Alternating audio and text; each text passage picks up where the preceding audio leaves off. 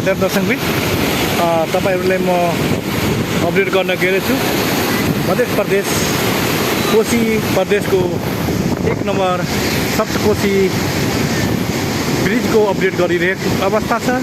तपाईले यो 52 ढोकाले बनिएको ब्रिज सप्तकोशीको म अपडेट गर्न गइरहेको छु। म राजकुमार थारूको युट्युब च्यानलद्वारा वा तपाईले फेसबुक माध्यमद्वारा तपाईले हेर्न सक्नुहुन्छ।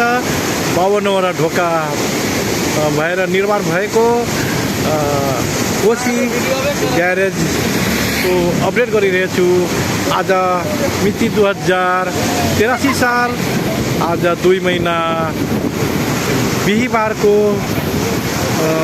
2 महिना 14 गते बिहीबारको दिनको अपडेट म गरिरहेको छु।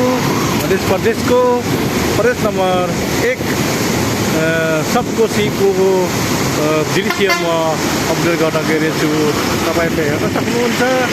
52 वटा ढोकाले निर्माण भएको कोशी ब्यारेजको दृश्य म अपडेट गरिरहेको अवस्था छ।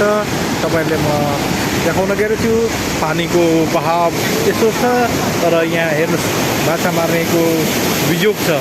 राति माछा मार्ने जुन हुन्छ, उहाँहरूले यसमा रातभरि सुतेर रातभरि यसमा ड्युटी गर्नुहुन्छ। रातभरि यहाँ आराम गरेर विश्राम गरेर यहाँ राति माछा मार्ने क्रम गर्नुहुन्छ, कार्य गर्नुहुन्छ। तपाईहरूले म अपडेट गर्न गइरहेको छु। यो सप्तकोशीको 52 वटा ढोका भएको पुल निर्माण भएको अवस्था छ।